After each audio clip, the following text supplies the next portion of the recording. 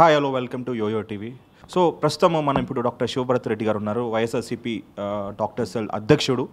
So రాష్ట్ర వ్యాప్తంగా మొన్న ఎలక్షన్స్లో మొత్తం సుమారు 20,000 మంది డాక్టర్స్లో ఉన్నారు. సో ఆ డాక్టర్స్ విభాగంకి అతను అధ్యక్షుడుగా ఉన్నాడు. సో ఈ ఎలక్షన్స్లో వాళ్ళ క్యాంపెయినింగ్ ఏ విధంగా సాగింది, ఎన్ని సీట్లు గెలవబోతున్నారు అనే దాని మీద సో వాళ్ళు అడిగి తెలుసుకుందాం. అన్న నమస్తే శివభరత్ రెడ్డి అన్న. నమస్తే రోహిత్ గారు. సో ఎట్లా నడిచిందన్న మీ క్యాంపెయినింగ్ కానీ ఓవరాల్గా మొత్తం చూసుకుంటే? రాష్ట్ర వ్యాప్తంగా మా వైఎస్ఆర్ కాంగ్రెస్ పార్టీ రాష్ట్ర వైద్య విభాగంలో ప్రత్యక్షంగా కానీ పరోక్షంగా కానీ దాదాపు 20,000 మంది వైద్యులు మా వైఎస్ఆర్ కాంగ్రెస్ పార్టీకి గత మన ఈ ప్రచారంలో దాదాపు 20,000 మంది పాల్గొనడం జరిగింది. అంటే వాళ్ళ గ్రామ స్థాయి నుంచి, తర్వాత మండల స్థాయి నుంచి, నియోజకవర్గాల స్థాయిగా, జిల్లాల స్థాయిగా, పార్లమెంటరీ పరిధిలో ఇట్లా మేమందరం కూడా డివైడ్ అయిపోయి రాష్ట్ర వ్యాప్తంగా ఉండే 175 నియోజకవర్గాలు, అదేవిధంగా 25 పార్లమెంటరీ కాన్స్టిట్యున్సీలు కూడా ప్రతి ఒక్కరు కూడా ప్రచారం చేయడం జరిగింది. అందులో భాగంగా మేము ఒక టీం మాదిరి ఫామ్ అయ్యి దాదాపు నా వెంట ఒక 5-6 మంది వైద్యుల బృందంతో మేము దాదాపు ఒక 122 నియోజకవర్గాలు మేము ప్రత్యక్షంగా మేము పర్యటించడం జరిగింది. ఇందులో నిజంగా చూస్తే కినా ప్రజలు చాలా ఉత్సాహంగా ఉన్నారు. ఒక మార్పు కావాలని కోరుకున్నారు. జగన్మోహన్ రెడ్డి గారు ముఖ్యమంత్రి కావాలని కోరుకున్నారు. అదేవిధంగా రాజన్న రాజ్యం ఏ విధంగా అయితే మనం రాజశేఖర రెడ్డి గారి స్వర్ణయుగంలో మనం చూసామో అది మళ్ళీ ఆ పరిపాలన రావడానికి మన అందరం జగన్మోహన్ రెడ్డిని గెలిపించుకోవాలని వాళ్ళు పడిన తపన నేను కళ్ళారా చూశాను. నిజంగా మాకు కూడా చాలా ఆనందం వేస్తుంది.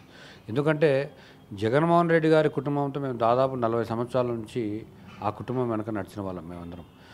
అందులో జగన్మోహన్ రెడ్డి గారు రాజశేఖర రెడ్డి గారిని మరణించిన తర్వాత 2009 సెప్టెంబర్ 2 నుంచి ఈ రోజు వరకు కూడా ఒక 10 సంవత్సరాల పాటు సుదీర్ఘంగా పోరాటం చేస్తూ ఎండనక వాననక కుటుంబ సభ్యులని వదిలేసి ఒక 16 నెలలు జైల్లో పెట్టి ప్రతిపక్షాలు కాంగ్రెస్ పార్టీ కానీ తెలుగుదేశం పార్టీ జైల్లో పెట్టి ఆ కుటుంబాన్ని ఏ విధంగా ఇబ్బంది పెట్టిందో, ఆ తర్వాత ఆయన ఎన్ని పోరాటాలు చేశారు, ఎన్ని యాత్రలు చేశారు, ఓదార్పు యాత్ర అయితేనేమి, రైతు యాత్ర అయితేనేమి, పాదయాత్ర దాదాపు 3,648 కిలోమీటర్ల పాదయాత్ర ఏ రాజకీయ నాయకుడు చేయడానికి పాదయాత్రను జగన్మోహన్ రెడ్డి గారు చేయడం మనందరం చూసాం. ఆయన ఏ విధంగా జనాల కష్టాలు తెలుసుకున్నారు, జనాలు ఏ విధంగా ఉత్సాహంగా ఆయనకు వెళ్ళి మా అన్న వస్తున్నాడు, లేకుంటే మా బిడ్డ వస్తున్నాడు, మా కొడుకు వస్తున్నాడు, మా మేనమామ వస్తున్నాడు అని ఇటువంటి పదాలతో ఈ రాష్ట్ర ప్రజలు అందరూ జగన్మోహన్ రెడ్డికి వాళ్ళ సమస్యలు వినిపించుకోవడం మన పాదయాత్రలు ప్రత్యక్షంగా మేము చూసాం. ఎందుకంటే నేను వైఎస్ఆర్ కాంగ్రెస్ పార్టీ రాష్ట్ర వైద్య విభాగ అధ్యక్షుడిగా దాదాపు ఇప్పటికి 9 సంవత్సరాలు పూర్తి కావచ్చు. అయితే అన్న ఇప్పుడు మనం దాని గురించి మాట్లాడుకుంటాం. మీరు రాష్ట్ర అధ్యక్షుడిగా అంటే డాక్టర్ సెల్ అధ్యక్షుడిగా మీరు ఉన్నారు. అంటే ఇది ఎప్పుడు స్టార్ట్ అయింది? ఈ అధ్యక్షుడిగా మీరు ఎప్పుడు ఎన్నికైనారు? ఈ గత మీరు అన్నట్టు సక్సెస్ఫుల్గా ఇది 9th ఇయర్. ఈ 9 ఇయర్స్లో మీరు చేసిన ప్రజలకు చేసింది ఏంటి వైఎస్ఆర్సీపీ పార్టీ తరఫున? ఈ వైద్య విభాగం 2012 ఆగస్టు 5వ తారీఖున జగన్మోహన్ రెడ్డి గారి ఆదేశాల మేరకు నేను అధ్యక్షుడు కావడం జరిగింది. ఈ వైద్య విభాగం ఒక లక్ష్యం ఏంటంటే, అసలు వైద్య విభాగం ఎందుకు ప్రారంభించాల్సి వచ్చిందంటే, గతంలో రాజశేఖర రెడ్డి గారు ఏదైతే ఆరోగ్యశ్రీ పథకం అయితేనేమి, 104 అయితేనేమి, 108 అయితేనేమి, చిన్నపిల్లల ఆపరేషన్లు అయితేనేమి ఒక భరోసా కల్పించాడు. ఒక పేదవాడు కార్పొరేట్ హాస్పిటల్ పోవాలంటే భయపడేవాడు. ఈ లక్షల ఖర్చు అవుతుంది, మన ఆస్తులు అమ్మినా కూడా మన ఆ వైద్యం చేయించుకోలేమనే భయము, ఆందోళన వల్ల ఉండేది. అదే రాజశేఖర రెడ్డి గారు వచ్చిన తర్వాత ప్రపంచంలో ఎవరికి రాని గొప్ప ఆలోచన మన మహానేత డాక్టర్ వైఎస్ రాజశేఖర రెడ్డి గారికి రావడం అనేది ఇది గొప్ప విషయం. ఎందుకంటే ఆయన వైద్య వృత్తిగా ఆయన ఒక డాక్టరే. ఆల్రెడీ రాజశేఖర రెడ్డి గారు రాజకీయాల్లోకి రాకముందు రూపాయి డాక్టర్గా కడప జిల్లా ప్రాంతం జమ్మలమడుగు, అదేవిధంగా పులివెందుల్లో కూడా ఆయన ఆల్రెడీ ఆ పేరు సంపాదించుకున్నాడు. ఆయన చూశాడు, ఆయన ఏదో కొత్తగా ఏం చూడడం లేదు. కానీ ఏ ప్రభుత్వాలు ఇటువంటి గొప్ప ఆరోగ్య పథకాలు పెట్టడం లేదు అని ఆయనకు ఆలోచన కలిగినప్పుడు, నేను ఒక మంచి పథకాన్ని ప్రవేశపెట్టాలా, జనాలందరికీ అందుబాటులోకి రావాలా, జనాలందరూ కూడా మేము కూడా కార్పొరేట్ హాస్పిటల్ వైద్యం చేయించుకున్నామని ఆనందం వల్ల మిగలాలి అనే ఉద్దేశంతో ఆయన ఆనాడు ఆ పథకాలు ప్రవేశపెట్టడం జరిగింది. ఆ తర్వాత దురదృష్టవశాత్తు ఆయన మరణించిన తర్వాత వచ్చిన ప్రభుత్వాలు దాన్ని నిర్వీర్యం చేయవచ్చు. ఆరోగ్యశ్రీలో ఉండే జబ్బులను తొలగించడం జరిగింది. ఆరోగ్యశ్రీలో సరైన వైద్యం అందించలేకపోయింది. ఆరోగ్యశ్రీ కార్డు ఉన్నా మా దగ్గర ఆ వైద్యం చేయలేమని కూడా కొన్ని హాస్పిటల్స్ చెప్పడం జరిగింది. సో ఇవన్నీ మళ్ళీ మనము పునరుద్ధరించాలా, మన రాష్ట్ర ప్రజలందరికీ రాజశేఖర రెడ్డి గారు అయితే ఏ కళలు అయితే కన్నారో ఆ ఆరోగ్యాన్ని మళ్ళీ మనం తీసుకురావాలా అంటే మనం ఈ వైద్య విభాగం ద్వారా ఈ రాష్ట్ర ప్రజలందరికీ మనము దగ్గరికి వెళ్ళి చెప్పాల్సిన అవసరం ఉందని ఆ బాధ్యత మేము తీసుకున్నాం. ఈరోజు గర్వంగా చెప్పగలుగుతున్నాం, మన ఆంధ్ర రాష్ట్రంలో ఉండే చాలామంది వైద్యులు ప్రత్యక్షంగా కానీ పరోక్షంగా కానీ రాజశేఖర రెడ్డి గారిని ఈ రోజు వరకు కూడా ఫోటో పెట్టి దండం పెట్టుకుంటాం. వైద్యులంగా మేము పెట్టుకుంటాం. రోగి అనేది తర్వాత విషయం.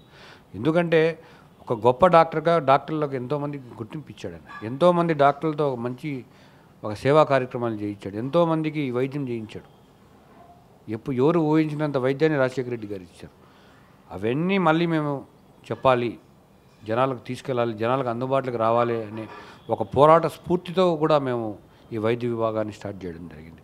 అదేవిధంగా మన తెలుగు ప్రజలు 2013లో ఉత్తరాఖండ్లో చాలామంది ఆ ఫ్లడ్స్ వల్ల వాళ్ళు అక్కడ 2500 మంది ఇరుక్కుపోయడం జరిగింది. ఈ దేశంలోనే మొట్టమొదటి వైద్య బృందం వైఎస్ఆర్ కాంగ్రెస్ పార్టీ. దేశంలోనే మీరు రికార్డ్స్ కావాలంటే తిరిగిరా చూడండి. ప్రతి న్యూస్ పేపర్లో కూడా మొట్టమొదటి వైద్య బృందం ఈ దేశంలో వచ్చిందంటే అది వైఎస్ఆర్ కాంగ్రెస్ పార్టీ వైద్య బృందమే. ఆ రోజు మా అధ్యక్షుడు జగన్మోహన్ రెడ్డి గారు వాళ్ళు తెలుగుదేశం కాంగ్రెస్ పార్టీ ఏ కుట్రలో పడినా మా నాయకుని ఆ రోజు జైల్లో పెట్టినప్పుడు జగన్మోహన్ రెడ్డి గారు మా ఆదేశాల మేరకు మేము అందరం ఉత్తరాఖండ్ వెళ్ళడం జరిగింది. మా వైద్య బృందం వెళ్ళడం జరిగింది. అక్కడికి వెళ్ళిన తర్వాత ఆ ప్రభుత్వం కూడా మాకు ఒక హెలికాప్టర్ని కూడా ఇవ్వడం జరిగింది. మేమంతా బద్రీనాథ్, కేదార్నాథ్ ఇవన్నీ మేము ప్రత్యక్షంగా చూసాం. ఆ బాధను చూసాం. దాదాపు 2500 మంది తెలుగువారి మేము వాళ్ళకి సహాయం చేయడం జరిగింది. మందులు తీసుకెళ్ళాం, ఇక్కడ నుంచి ఆంధ్ర రాష్ట్రం నుంచి మందులు తీసుకెళ్ళాం. వాళ్ళకి షెల్టర్ కావాల్సింది, వాళ్ళకి ఏదైనా బెడ్షీట్లు అన్నీ తీసుకెళ్ళాం. ఇవన్నిటికంటే మించి ఒక ధైర్యాన్ని, ఒక భరోసాని సార్, ఇప్పుడు మీరు అధికారం లేనప్పుడే మీరు ఇవన్నీ చేశారు. అంటే మీరు అధికారం లేనప్పుడు జగన్మోహన్ రెడ్డి జైల్లో ఉన్నప్పుడు ఇప్పుడు మీరు చెప్పినట్టు అక్కడికి వెళ్ళడం వల్ల ప్రభుత్వం మీకు హెలికాప్టర్ ఇవ్వడం కూడా జరిగిందంట. ఇంత సేవ చేసిన మీరు ఈ 9 సంవత్సరాల్లో మీరు ఇక్కడ ప్రాబ్లం ఉంటే దేశవ్యాప్తంగా ఎక్కడ ఉంటే అక్కడికి వెళ్ళే మీరు ఇప్పుడు రానున్న రోజుల్లో మీ ప్రభుత్వం వస్తే మీరు చేసే పనులు ఏ విధంగా ఉండబోతుంది? సామాన్య వ్యక్తులకి మీరు ఇచ్చే నమ్మకం ఏంటి సార్, మీ యాజ్ ఏ ప్రెసిడెంట్గా? మీరు అంటే ఈ ప్రభుత్వం లేనప్పుడు ఒకలాగా, ప్రభుత్వం ఉన్నప్పుడు ఒకలాగా, లేకుంటే అధికారం ఉన్నప్పుడు ఒకలాగా, అధికారం కోల్పోయినప్పుడు ఒకలాగా కాదు. ఎందుకంటే మా సేవను ఆనాటి రాష్ట్రపతి ప్రణబ్ ముఖర్జీ గారు గుర్తించి, ఎందుకంటే వాళ్ళకి సర్వేలు పోతుంటాయి కదా, ఎవరు ఏ సేవా కార్యక్రమాలు చేస్తున్నారు, ఆ సేవను గుర్తించి ఆ రోజు మా ఎంపీల బృందం మన రాష్ట్రపతి ప్రణబ్ ముఖర్జీ గారికి వెళ్తే కంగ్రాచులేషన్స్ మేకపాటి రాజమోహన్ రెడ్డి గారు, రాజమోహన్ రెడ్డి గారు మన నెల్లూరు పార్లమెంట్ సభ్యుడు, కంగ్రాచులేషన్స్ రాజమోహన్ రెడ్డి గారు, మీ వైఎస్ఆర్ కాంగ్రెస్ పార్టీ వైద్య బృందం చాలా మంచి సేవలు అందిస్తున్నాయి, వాళ్ళు కూడా నా తరపున మీరు కృతజ్ఞతలు తెలపండి అని ఆ రోజు రాష్ట్రపతి గారే చెప్పడం జరిగింది. సో ఎంతో గర్వకారణం. అదేదో మేము అధికారంలో ఉన్నామో అధికారంలో లేమని కాదు, మాకేంటంటే సేవాభావం. రాజశేఖర రెడ్డి గారికి అధికారంలో ఉన్నా లేకపోయినా, ఆ కుటుంబాన్ని అధికారంలో ఉన్నా లేకపోయినా ఎప్పుడు వాళ్ళు 10 మందికి అన్నం పెట్టారు. అట్లా బ్రదర్, ఇప్పుడు ఒకవేళ అధికారంలోకి వచ్చిన తర్వాత మీ ఇంప్లిమెంట్ అంటే మీకు సపోర్ట్ ఉంటుంది, గవర్నమెంట్ సపోర్ట్ ఉంటుంది కాబట్టి అప్పుడు మీరు ఇంకా వైద్యం అనేది ఇంకా మీరు ఎలాబరేట్గా మీరు ఇంకా పెద్ద స్థాయిలో చేసుకోవచ్చు. కామన్ వ్యక్తులు ఇప్పుడు రాజశేఖర్ అంటే మెయిన్ గుర్తుకొచ్చేది ఆరోగ్యశ్రీ. అంటే సార్ ఒక వైద్యం బేసిక్లీ ఈజ్ ఎ డాక్టర్ కన్నా తర్వాత పొలిటీషియన్ అయిన తర్వాత కూడా ఆ డాక్టర్ వృత్తిని ఇంకా కంటిన్యూ చేసుకొని జనాల మధ్యలో ఉన్నారు. ఆరోగ్యశ్రీ అంటే రాజశేఖర రెడ్డి రెడ్డి అంటే ఆరోగ్యశ్రీ ఆ స్థాయికి వచ్చినారు కాబట్టి రాజశేఖర రెడ్డి గారు లేరు. ఇప్పుడు యాజ్ ఎ డాక్టర్స్గా మీరు ప్రెసిడెంట్గా ఆ వైద్యాన్ని ఏ స్థాయి మీరు తీసుకుపోతారో, జనాలకు మీరు ఇచ్చే వాటి నమ్మకం ఏంటి సార్? ఖచ్చితంగా జగన్మోహన్ రెడ్డి గారు అధికారంలో రాకపోతున్నారు. జగన్మోహన్ రెడ్డి గారు ప్రతి ప్రచార కార్యక్రమంలో కూడా మేము ఆరోగ్యశ్రీని పునర్వైభవం తీసుకొస్తాము. రాజన్న ఆ రోజైతే ఆరోగ్యశ్రీ ఎంత మంచి సంకల్పంతో పెట్టారో, ఎంత మంచి ఆలోచనతో పెట్టారో, దాన్ని మళ్ళీ డాక్టర్ వైఎస్ఆర్ ఆరోగ్యశ్రీగా మేము మీ ముందుకు తీసుకొస్తాము. ఖచ్చితంగా ఏదైతే జబ్బులు తొలగించారో అవన్నీ మళ్ళీ మేము దాంట్లో ఇంక్లూడ్ చేస్తాము. అవే కాకుండా ఇంకా జబ్బులను గతంలో దాన్ని ఇంక్లూడ్ కానేటి కూడా దీంట్లో చేరుస్తాము. జనాలకి ఇంకా దగ్గరగా అందుబాటులో ఉండే దానికి ఇంకా తీసుకొస్తాము. రాజశేఖర రెడ్డి గారు పెట్టినట్టు కాకుండా ఈరోజు జగన్మోహన్ రెడ్డి గారు 1000 రూపాయలు దాటితే ఆరోగ్యశ్రీలోకి చేరుస్తామన్నారు. అవును సార్, ఇప్పుడు చాలా మటుకి ఆ డౌట్, ఈవెన్ నాకు కూడా చాలా డౌట్ ఉంది సార్. 1000 రూపాయలు దాటిన ప్రతి ఒక్కరికి ఫ్రీగా ఆరోగ్యశ్రీ అని జగన్మోహన్ రెడ్డి గారు ప్రకటించారు. జనాలు కూడా చాలా సంతోషం వ్యక్తం చేశారు. కానీ చాలామందికి చాలా డౌట్ ఉంది. ఈవెన్ మా మీడియా మిత్రులకైతే అంటే నాకు కూడా డౌట్ ఉంది. 1000 రూపాయలు దాటితే అంటే సార్ ఖాళీ మనం మెడిసిన్ తీసుకుంటే 1000 రూపాయలు 2000 అవుతుంటుంది సార్. ఆ విధంగా చూసుకుంటే ఏ విధంగా అంటే ఆ ఫండ్స్ కానీ కష్టం కదా సార్ అది ఎలా ఉండబోతుంది మరి? అది మేము కష్టం ఉండదనేది నా వాదన. ఎలా ఉండదు సార్? ఇప్పుడు 1000 రూపాయలు దాటితే మీకు వైద్యం ఫ్రీ అంటే ప్రతి ఒక్క చిన్న దగ్గరికి వెళ్తే డాక్టర్ దగ్గరికి వెళ్తే సిరంజి తీసుకున్న గ్లూకోజ్ ఎక్కిన 1000 రూపాయలు దాటుతుంది. అట్లా అంటే మన రాష్ట్రం మొత్తం ఫ్రీగానే చేయాల్సి వస్తుంది కదా సార్? ఇప్పుడు మీరు యునైటెడ్ కింగ్డమ్ యూకేలో చూస్తే నేషనల్ హెల్త్ స్కీమ్ ఒకటి ఉంది, ఎన్హెచ్ఎస్. ఆ దేశంలో ఎవరికైనా ఫ్రీ వైద్యం అనేది ఫ్రీ, ₹1 కూడా ఛార్జ్ చేయరు. ఎవరైనా మనమైనా యాక్సిడెంటల్గా మనం ఆ దేశానికి వెళ్ళి మనకు జరిగితే మనకు కూడా ఫ్రీ అక్కడ. అప్పుడు ప్రైవేట్ సంస్థలు ఎలా బతుకుతాయి సార్? ఇప్పుడు ప్రభుత్వం ఇచ్చేది ప్రజలకు, ప్రభుత్వం ప్రజలకు మేలు చేయాలి, ప్రభుత్వం ప్రజలకు అందుబాటులోకి రావాలి. ఇప్పుడు ఏదో ఒక ప్రైవేట్ సంస్థనో లేకుంటే ఒక ప్రైవేట్ ఆసుపత్రికి మేలు చేయాలని కాదు ఈ వైఎస్ఆర్ ఆరోగ్యశ్రీ అనేది. మీరు మరీ ఇది బాగా మీరు కూడా వినాల్సిన సమాధానం. జగన్మోహన్ రెడ్డి గారు ఏదైతే ఏ నిర్ణయం తీసుకోబోతున్నారో ఆల్రెడీ తీసుకున్నారు. ఆల్రెడీ దానికి సంబంధించిన రిఫార్మ్స్ కూడా జరుగుతున్నాయి. ఇది ఒక ప్రైవేట్ సంస్థకు మేలు చేయాలనేది కాదు, లేకుంటే ఒక ప్రైవేట్ హాస్పిటల్కి మేలు చేయాలనేది కాదు, లేదంటే ప్రైవేట్ వైద్యులకు మేలు చేయాలని అంతకంటే కాదు. ఇచ్చే ఈ హెల్త్ స్కీమ్ అయితే ఉందో, హెల్త్ సర్వీసెస్ ఏదైతే ఉందో 100% ప్రజలకు అందుబాటులోకి రావాలి. 100% దాన్ని ప్రజలు దాన్ని రిసీవ్ చేసుకోవాలి. 100% ప్రజలకు ఆ ధైర్యం ఉండాలి, ఆ భరోసా ఉండాలి. అంతేగాని దానికి సంబంధించిన ఆర్థికపరమైన ఇబ్బందులు ఆల్రెడీ మా జగన్మోహన్ రెడ్డి గారు దాన్ని పరిశీలిస్తున్నారు. దానికి సంబంధించిన ఆ ఫైనాన్షియల్ కమిటీ కూడా ఉంది. ఎందుకంటే ఒక ఉదాహరణ చూస్తే యునైటెడ్ కింగ్డమ్లో నేషనల్ హెల్త్ స్కీమ్లో దేశమంతా ఉచిత వైద్యం ఇస్తుంది. యునైటెడ్ కింగ్డమ్ అనేది ఒక చిన్న దేశం. మన భారతదేశంలో కంపేర్ చేస్తే, అందులో మన ఆంధ్ర రాష్ట్రం కంపేర్ చేస్తే కూడా చాలా చిన్న దేశం అది.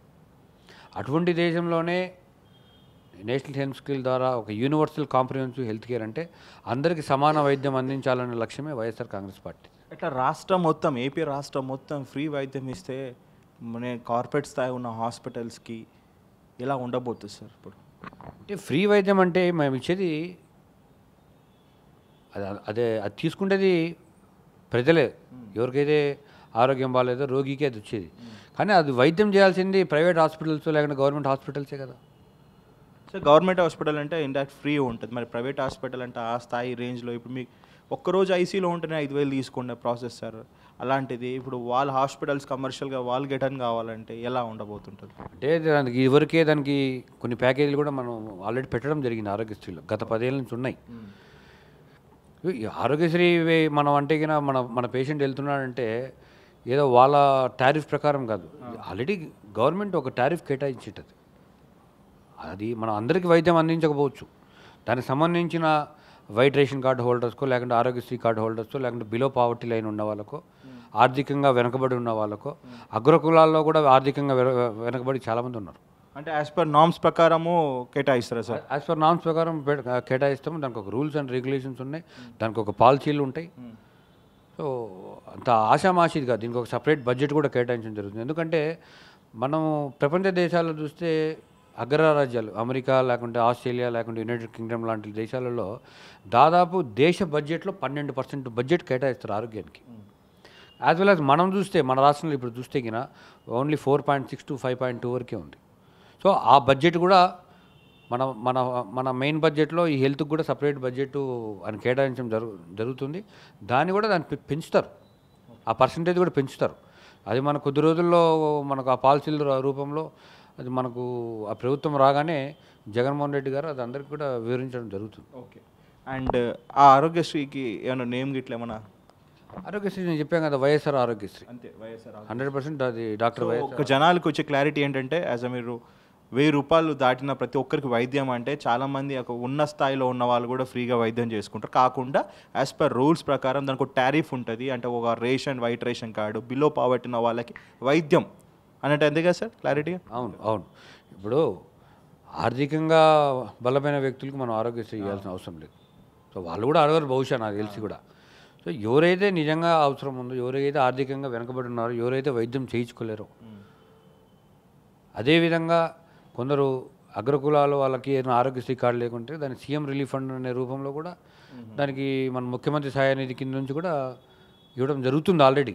దానికి ఇంకా మెరుగైన పాలసీలు తీసుకొచ్చి, మెరుగైన రూల్స్ అండ్ రెగ్యులేషన్స్ తీసుకొచ్చి, దానికి ఏ విధంగా అయితే నిజమైన అవసరం ఉన్నవానికి అది మనం చేర్చాలనే లక్ష్యం ఉంది. కాబట్టి దాని మీద ఇంకా డిస్కషన్ జరగాల్సిన అవసరం ఉంది. దానికి కొన్ని పాలసీలు కూడా మేము ఏర్పాటు చేయాల్సిన అవసరం ఉంది. అవన్నీ కూడా ప్రభుత్వం వచ్చిన తర్వాత ఆ ఉన్నతమైన అధికారులతో కూడా దాన్ని చర్చించి దానికి తగిన న్యాయం చేకూరుస్తారు. సార్ ఇప్పుడు మనం మళ్ళీ పాలిటిక్స్కి వస్తాం. 175 సీట్ నియోజకవర్గంలో దాదాపు 22 మందికి మీ డాక్టర్స్ సీట్స్ ఇవ్వడం అనేది ఒక పెద్ద ఆశ్చర్యమైన విషయం. ఎందుకంటే డాక్టర్స్ ప్రొఫెషనల్ వేరు, పాలిటిక్స్ ప్రొఫెషనల్ వేరు. కానీ ఇక్కడ జగన్మోహన్ రెడ్డి గారు ఉన్నత చదువులు చదివి ఒక డాక్టర్ స్థాయి ఉన్న వ్యక్తులకి టికెట్స్ ఇవ్వడం వల్ల అదేంటి, అది అంటే జనాల్ని ఇంప్రెస్ చేయడానికా, లేకపోతే అది కూడా ఒక రాజకీయంగా వాడుకోవడానికి చేసిన థింగ్ అనుకోవచ్చా జగన్మోహన్ రెడ్డి గారు? ఒకటి మనం గమనిస్తే, నేను ఒక సామాన్య రైతు కుటుంబం నుంచి వచ్చాను. మా ఊరిలోనే నేను మొట్టమొదటి వైద్యుడు. మా పాత కడప గ్రామం, కడప జిల్లా. నాకు ఎటువంటి పెద్ద రాజకీయ బ్యాక్గ్రౌండ్ లేదు. అయితే మా నాన్న ఒక రైతు వారిగా భూములు ఉన్నాయి, కొద్ది గొప్ప ఆ గ్రామకు సంబంధించిన గ్రామస్థాయి రాజకీయం చేస్తూ రాజశేఖర రెడ్డి వింటూ ఉండేవారు. నేను వృత్తిపరంగా ఎంఎస్ ఆర్థోపెడిక్ చేశాను. నేను మెయిన్లీ జాయింట్ రీప్లేస్మెంట్ గత 10 సంవత్సరాల నుంచి చేస్తున్నాం. ఒక సామాన్య కుటుంబం నుంచి వచ్చిన వ్యక్తి, నాలాంటి వ్యక్తికే ఒక రాష్ట్ర వైద్య విభాగ అధ్యక్షునిగా చేసిన జగన్మోహన్ రెడ్డి గారు ఈ ఎన్నికల్లో చూస్తే అసెంబ్లీకి కానీ పార్లమెంట్కి కానీ దాదాపు 22 మంది వైద్యుల్ని ఆయనకు సీట్లు కేటాయించడం జరిగింది. అంటే అతని ఆలోచన, అతని విజన్ ఎంత గొప్పదో మనందరం గమనించాల్సిన విషయం. ఎందుకంటే జగన్మోహన్ రెడ్డి గారు ఏదో ముఖ్యమంత్రి కావాలనుకుంటే ఆ రోజే సోనియా గాంధీ మాట ఏంటంటే ఆ రోజే ముఖ్యమంత్రి అయ్యేవాడు. కానీ అది కాదు జగన్మోహన్ రెడ్డి గారి ఆలోచన. జగన్మోహన్ రెడ్డి గారికి ఒక 30 సంవత్సరాల పాటు ఈ రాష్ట్రాన్ని పరిపాలించాలి, ఈ రాష్ట్రానికి మనం మేలు చేయాలి, ఈ రాష్ట్రాన్ని ఈ దేశంలోనే కాదు ప్రపంచంలోనే ఒక అగ్రస్థానంలో చూపాలనేది ఆయనకు చాలా బలంగా ఉంది. అంటే సార్ మీరు అన్నది కరెక్టే. మెయిన్గా రాజకీయ అనుభవం ఉండదు. ఇప్పుడు ప్రజలకు సేవ చేయాలి అంటే మినిమం వాళ్ళకి ఆ రాజకీయ అనుభవం ఉండాలి. ఇప్పుడున్న సిచ్యువేషన్లో రాజకీయం వేరు, డాక్టర్ వృత్తి వేరు. కానీ రెండు కంబైన్ చేసి ప్రజల్లో ఉండడం అనేది ఏ విధంగా చూసుకోవచ్చు? అది మీరు అన్నట్టుగా ఇప్పుడు డాక్టర్లకు రాజకీయ అనుభవం లేదు, లేకుంటే అంటే ప్రజల్లో వాళ్ళకంగా అనుభవం లేకుండా అని ప్రజలు అనుకుంటున్నారు. మీ ఉద్దేశం కాదు. ప్రతి ఒక్క డాక్టర్ కూడా అతను మెడికల్ ప్రొఫెషన్లో చేరినప్పటి నుంచి కూడా కాలేజీలో గొప్ప రాజకీయ అవగాహన మాకు మొదటి నుంచే ఉంటుంది. మీరు చూస్తే ఉదాహరణ మా కడప జిల్లా రాజకీయమే చూస్తే, మా కడప జిల్లాలో ఉన్న రాజకీయ నాయకులు దాదాపు 80% మంది వైద్యులే. డాక్టర్ వైఎస్ రాజశేఖర రెడ్డి, డాక్టర్ మైసూరారెడ్డి గారు, డాక్టర్ డిఎల్ రవీంద్రారెడ్డి గారు, డాక్టర్ రమణారెడ్డి గారు, doctor Sivaramakrishnaiah, doctor Khaleel Basha, doctor Madan Mohan Reddy, doctor Gundu Prasad. ఇప్పుడు చూస్తే ఇప్పుడు ఇద్దరు డాక్టర్స్కి ఇచ్చారు, డాక్టర్ సుధీర్ రెడ్డి గారిని, డాక్టర్ వెంకట సుబ్బయ్య గారిని. Doctor Venkata Subbaiah garu orthopaedic surgeon, doctor Sudheer Reddy anaesthetist. So అట్లా రాష్ట్ర వ్యాప్తంగా చూస్తే దాదాపు 22 మందికి టికెట్లు కేటాయించారు. మీరు అన్నట్టుగా మాకు రాజకీయ అనుభవం లేదు, లేకుంటే ప్రజల్ని ఏ విధంగా మేము రిసీవ్ చేసుకుంటామని కాదు. మేము రోజు మా వృత్తిలోనే మేము రోజు కొన్ని వందలాది మంది పేషెంట్స్తో మాకు ఇంటరాక్షన్ ఉంటుంది. పేషెంట్ అంటే ఎవరు గారు? ప్రజలే. మాకు రాజకీయం చేయడానికి మేము రాజకీయాలకు రావాల్సిన అవసరం లేదు. మాకు ఆల్రెడీ మేము వైద్య వృత్తిలో ఉన్నాము కాబట్టి మాకు జనాలతో మాకు ఎప్పుడూ అనుబంధం ఉంది. మాకు జనాలతో రోజు మాట్లాడుతుంటాం. మేము ఎప్పుడు జనాలు రోజు కలిసి తిరుగుతుంటాం. వైద్య శిబిరాలు అయితేనేమి, సేవా కార్యక్రమాలు అయితేనేమి, ఇవన్నీ కూడా ఆల్రెడీ మేము ప్రజల్లో నిమగ్నమై ఉన్నాం. వైద్యుడు అనేవాడు ఆల్రెడీ ప్రజల్లో నిమగ్నమై ఉన్నాడు. సో దాన్ని ఉద్దేశించి జగన్మోహన్ రెడ్డి గారు ఈ రాష్ట్రంలో ఎవరికైతే మంచి పేరు సంపాదించారో జనాల్లో, ప్రజల్లో ఎవరు పేరు అయితే నాంతుందో వాళ్ళని సెలెక్ట్ చేయడం జరిగింది. సార్ ఇప్పుడు 22 మంది ఉన్నారు కదా సార్, 22 మంది మీ డాక్టర్స్కి మీరు క్యాంపెయినింగ్ చేసినప్పుడు జనాల నుంచి వచ్చే రెస్పాన్స్ ఏ విధంగా ఉంది? బ్రహ్మాండంగా ఉందండి రెస్పాన్స్. ఎందుకంటే ఆ 22 మంది వైద్యులు కూడా ఆల్రెడీ ఈ సమాజంలో మంచి పేరు తెచ్చుకున్న వాళ్ళే. కొత్తగా ఎవరో రాజకీయాలు అంటే కొత్తగా ప్రాక్టీస్ ప్రారంభించిన వాళ్ళు కాదు ఈ వైద్యులంతా. ఆల్రెడీ అందరూ కూడా జనాల్లో మంచి పేరు తెచ్చుకున్న వాళ్ళే. ఎంతమంది గెలవబోతున్నారు సార్ దాంట్లో? బహుశా నేను అనుకోవడం 22 మంది గెలుస్తారు. సార్ ప్రతి ఒక్క లీడర్ చెప్పే మాట అదే. ప్రతి ఒక్క లీడర్ చెప్పే మాట ఇది. కానీ నేను గ్రౌండ్ లెవెల్లో నేను సార్ ఇప్పుడు మనం ఇంటర్వ్యూలో ఉన్నాం సార్, 22 అంటున్నారు, మరి గెలిచిన తర్వాత మళ్ళీ నేను కూర్చుంటాను. డెఫినెట్గా నేను నా మాట కట్టుబడి ఉన్నాను. ఎందుకంటారేమో జగన్మోహన్ రెడ్డి గారు అంత ఆషామాషిగా ఏం టికెట్ ఇవ్వలేదు. ఒకటిసారి కాదు 10 సార్లు సర్వే చేసి ఏ వైద్యుడు అయితే మన గెలవబోతున్నారో మన పార్టీ తరఫున వాళ్ళకే టికెట్లు ఇవ్వడం జరిగింది. అందులో పర్సనల్గా నేను ఆ 22 మంది కాన్స్టిట్యున్సీలో కూడా నేను తిరగడం జరిగింది. డాక్టర్ సంజయ్ కుమార్ గారు గెలుస్తారు. డాక్టర్ సంజయ్ కుమార్ గారు మంచి యూరాలజిస్ట్, కర్నూలులో మంచి పేరున్న వ్యక్తి. సో వాళ్ళు కూడా వెల్ నోటెడ్ ఫ్యామిలీ. రాజకీయాలకు ఆయన కొత్త కావచ్చు కానీ ప్రాక్టీస్కి ఏం కొత్త కాదు. సో ఆయన బహుశా చాలామంది పేషెంట్స్, చాలామంది క్లయింట్స్ కూడా ఉన్నారు. సో ఆయన తప్పకుండా గెలవాలని మేము ఆశిస్తున్నాము. ఆయన గెలుస్తాడని కూడా మేము. ఓకే సార్, చివరిగా ఇప్పుడు మీ పర్సనల్ లైఫ్ గురించి వస్తే మాట్లాడుకుందాం. మీరు అన్నట్టు, మీరు స్టార్టింగ్లో చెప్పినట్టు మీరు ఒక వ్యవసాయ కుటుంబం నుంచి వచ్చినారు, వ్యవసాయం చేస్తారు, ఒక డాక్టర్, అండ్ మరోపక్క చూసుకుంటే మీరు ఒక వైఎస్ఆర్సీపీ స్టేట్ ప్రెసిడెంట్, డాక్టర్స్ యూనియన్స్కి స్టేట్ ప్రెసిడెంట్, మరొక దాంట్లో సోషల్ సర్వీస్ మీ ఫౌండేషన్ ఉంది. ఇలా 4, 5, 6 ఉన్నాయి. 5 మెయింటైన్ ఎలా విధంగా చేయాలనుకుంటున్నారు? అంటే మీరు ఏ ప్రొఫెషనల్కి యాజ్ అ డాక్టర్గా, యాజ్ అ వ్యవసాయం చేసుకుంటా ఇటు పార్టీకి ఏ విధంగా మీరు బ్యాలెన్స్ చేస్తారు? మీరు అంటే మనం ఏ పని అయినా చేయడానికి దానికి ఒక ఇష్టం అనేది ఉండాలి. ఎంత ఇష్టం అయినా కానీ టైం స్కెడ్యూల్ ఉండాలి కదా. ఉంటుంది. ఎందుకంటే నేను చిన్నప్పటి నుంచి నేను బోర్డింగ్ స్కూల్లో చదువుకున్నాను. సో నాకు 4 గంటలకు లేచే అలవాటు, రాత్రి 10 గంటలకు పడుకునే అలవాటు. నా పని ఏదైనా కానీ నాకు ఉదయం 4 గంటల నుంచి ప్రారంభమవుతుంది. ఎందుకంటే నేను మా ఆపరేషన్లు మా సర్జరీస్ అన్నీ కూడా మేము ఉదయం 5 గంటలకే స్టార్ట్ చేస్తాం.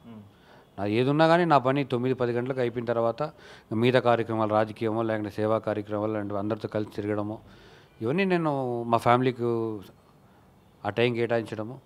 ఎందుకంటే ఇవన్నీ మేము ఎందుకు చేయగలుగుతున్నామంటే మా ఇంట్లో కూడా మేము చిన్నప్పటి నుంచి రాజకీయం చూస్తున్నాం. సో మా మిసెస్ వాళ్ళ ఫ్యామిలీ కూడా రాజకీయ కుటుంబమే. సో వాళ్ళకి తెలుసు, ఆ ఇబ్బందులు తెలుసు, ఏ విధంగా ఉంటాయి, ఏ విధంగా జనాల్లో మనం తిరగాలి, ఏ విధంగా జనాల్లో ప్రవర్తించాలి, మనం ఎంత సమయం కేటాయిస్తే మనం జనాలతో ఉండగలుగుతాము, జనాలు ఏ విధంగా రిసీవ్ చేసుకుంటారు అనేది మా కుటుంబ సహకారం కూడా ఉంది. నేను ఒక్కనే చేస్తున్నాను కాదు, వీళ్ళందరి సహకారంతో మేము ఇవన్నీ కూడా నేను ముందుకు తీసుకెళ్తున్నాను. మీరు మోస్ట్ హ్యాపీయెస్ట్ థింగ్ ఏది ఉంటుంది? మీరు ప్రెసిడెంట్గా బాగుంటారా, లేకపోతే డాక్టర్గా వృత్తిలో బాగుంటుందా, ఫౌండేషన్లో బాగుంటుందా? మీకు ఏది కంఫర్టబుల్గా అన్నీ అని చెప్పకన్నా ఒక్కటి చెప్పండి. నేను ఒంటరిగా ఉండడం ఇష్టపడతాను.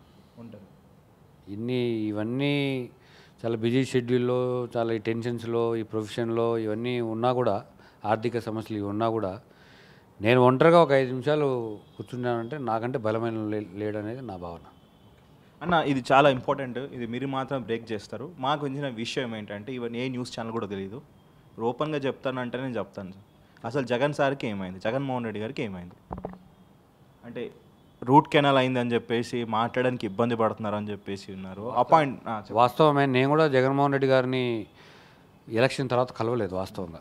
ఎందుకంటే ఆయన నిన్న కలవడానికి వెళ్తే ఆయన నిన్నే ఎక్కడికో అవుట్ ఆఫ్ స్టేషన్ వెళ్ళారని నేను విన్నాను. దానికి సంబంధించి దానికి ముందు 4 రోజులు కూడా జగన్మోహన్ రెడ్డి గారు ఎవరిని కలవలేదు ఎలక్షన్ తర్వాత. ఎందుకంటే ఆయనకి ఏదో కొంచెం డెంటల్ ప్రాబ్లం వచ్చి డైలీ ఒక డెంటిస్ట్ దగ్గరికి వెళ్తున్నారు. ఒక 4 డేస్ నుంచి వెళ్తున్నారు. ఒక రూట్ కెనాల్ ట్రీట్మెంట్ జరగడం అయితే వాస్తవం. అంటే చాలామంది అపాయింట్మెంట్ కోసం వెళ్తుంటే వెనక్కి తిరిగిపోతున్నారు పెద్ద పెద్ద లీడర్లే. అంటే లేదు, ఆయన కలవకూడదనే ఉద్దేశం ఏం కాదు. అతను ఏంటంటే ఆల్రెడీ ఎలక్షన్ ముందు నుంచి ఉంది పాపం. కాకపోతే ఎలక్షన్ ముందు నుంచి ఆయనకు టైం దొరకలేదు కాబట్టి ఆ ప్రచార కార్యక్రమంలో నిమగ్నమే ఉన్నారు కాబట్టి ఆ ప్రచార కార్యక్రమం ఎలక్షన్ అయిపోయిన తర్వాత ఆ ట్రీట్మెంట్ స్టార్ట్ చేయడం జరిగింది. మొన్నే ఆ ట్రీట్మెంట్ కూడా అయిపోయిన తర్వాత ఆయన అవుట్ ఆఫ్ స్టేషన్ మాట్లాడడానికి ఇబ్బంది ఉన్నారు. కనీసం ఒక 1 వీక్ అన్నా రెస్ట్ తీసుకుంటే బెటర్గా ఉంటుంది. కనీసం ఊర్లో ఉండి మాట్లాడలేదు. మీరే అంటున్నారు కదా, పెద్ద పెద్ద లీడర్లు వస్తున్నారు, అపాయింట్మెంట్ దొరకట్లేదని బాధపడి వెళ్ళిపోతున్నారని. సో ఇవన్నీ ఎందుకు ఉండాలి అని ఒక 4 రోజులు బయటికి వెళ్ళొద్దామని ఆయన బయటికి వెళ్ళారు, అంతకుమించి ఏం లేదు. అండ్ మరీ ముఖ్యంగా మీరు డాక్టర్ అంటున్నారు కాబట్టి జగన్ సార్ హెల్త్ సీక్రెట్ ఏంటో చెప్పగలుగుతారా? అంటే లైక్ ఇంత పబ్లిక్లో మన సంవత్సరం పాటు ప్రజల్లో తిరిగినాడు, ప్రజలతో పాటు మళ్ళీ ఎవ్రీ ఫ్రైడే కోర్టుకి అటెండ్ అవ్వడము, మళ్ళా సభలు భారీ భారీ సభలు, ఈ లాస్ట్ 1 month చూసుకుంటే పీక్ స్టేజ్ అంటే లైక్ ఒక 100 లెవెల్ దాటిపోయి ప్రజల్లో ఉండడము, ఇబ్బంది పడడము, ఎక్కడ కూడా జ్వరము జలుబు రాకుండా ఇలా మెయింటైన్ చేయడం వల్ల ఫుడా లేకపోతే ఏంటి ఆ ట్రీట్మెంటా ఏంటి అసలు ఏంటది? జగన్మోహన్ రెడ్డి గారికి ప్రజలు ఉండడమే పెద్ద బలం. ఇప్పుడు కూడా ఆయన ఏదో ఒంటరిగా ఉండాలని కూడా ఇష్టపడినట్టయితే నేనైతే ఇప్పుడు చూడలేదు. ఎంతసేపు జనాలు ఉంటేనే ఆయనకు బలం. అంటే ఆరోగ్య సమస్యలు రాకుండా అంటే ఆయన ఉదయాన్నే ఆయన కొన్ని ఎక్సర్సైజ్ చేస్తుంటాడని నేను విన్నాను, నేనైతే ఇప్పుడు చూడలేదు. అదేవిధంగా ఈ డైట్లో కూడా చాలా రెస్ట్రిక్టెడ్ డైట్, చాలా మినిమం డైట్ తీసుకుంటాడు ఆయన. ఏదైనా జ్యూసెస్ కానీ, సో డైట్ కూడా చాలా చాలా లిమిటెడ్గా ఉంటుంది. అంటే ఇప్పుడు చాలామంది వ్యూవర్స్ జగన్ సార్ గురించి తెలుసుకోవాలని చాలామంది ఒకటి ఇంట్రెస్ట్ ఉంటుంది, ఈవెన్ క్యూరియాస్ ఉంటుంది, ఈవెన్ నాకు ఉంటుంది. జగన్ సార్ డైట్ ఏంటి, యాక్చువల్గా ఆయన బాడీ ఫిజికల్ అపిరెన్స్ చూస్తే కూడా like use to go for gym అనుకోవచ్చా, లేకపోతే ఆ ఫుడ్ విషయంలో కూడా జగన్ ఎక్కువ తినడు అని చెప్పేసి అంటున్నారు. అదే చెప్తున్నా కదా, పొద్దున్నే ఇంట్లోనే ఆయన ఎక్సర్సైజ్ చేయడం జరుగుతుంది. అదే కాకుండా ఫుడ్ కూడా చాలా లైట్ ఫుడ్ ఉంటుంది. నేను చూసినప్పుడు కొన్ని జ్యూసెస్ తాగడము, ఎందుకంటే ఆయన ఎప్పుడైనా కృష్ణా జిల్లా పర్యటన వచ్చినప్పుడు 99% ఆఫ్ ద టైమ్స్ మా అత్తగారి ఇంట్లోంచి ఆయనకు భోజనం వెళ్ళేది.